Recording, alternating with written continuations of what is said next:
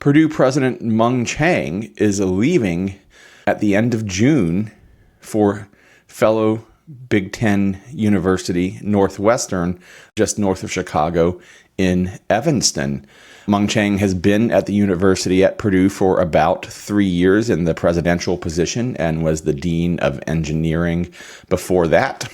And I was scratching my head a little bit at this when I first read the headline, but then when you actually read down a little bit, his wife is a doctor.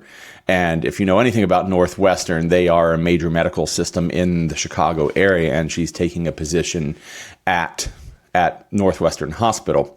To me, that's the why. I don't have any particular insight into Mung Chiang's decision-making beyond that. I'm sure that there are other reasons. I'm sure that pay is one of those reasons. I'm sure they offered him a very nice pay package. And you could make the argument that Evanston is perhaps in a slightly more metropolitan area with more choices around you as far as culture and entertainment and dining. And there are all those sorts of things. But I think at the end of the day, it might be that his wife was bored. I know that she has worked on some health initiatives through Purdue and with the Purdue Alumni Association, and those are all good and laudable things. But I am guessing that as a doctor, you want the challenge of being a full-time doctor and practicing the skills that you work so hard to train and develop. The trustees have said that they are going to name an interim president and then get on the search for a permanent president. So I have no guesses there. I know that the faculty is not very happy with the provost.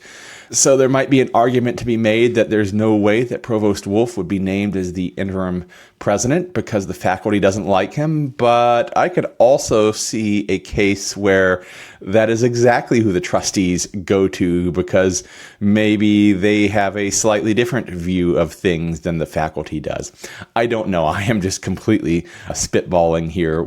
I don't know which way that's going to go, but we're going to get a caretaker. Depending on who the caretaker is, I guess it's possible they could turn into the permanent president. But 3 years is a pretty short term for a Purdue president. But I think in the year 2026, we're not going to see presidents that last 20 years. Structurally, the university has gone away from that. They theoretically started enforcing a retirement age, although they certainly turned not a blind eye to that, but changed tacks and made reasons for why they kept Mitch Daniels for so long. But I think on the average, we're not going to see presidents of these senior management positions at major universities around the country staying for 10, 20 years. I think I should go back and look up what the average is, but it wouldn't surprise me if it's more like 5 to 8 years. So 3 years is definitely speedy based on 5 to 8 years, and that's just a completely made up number.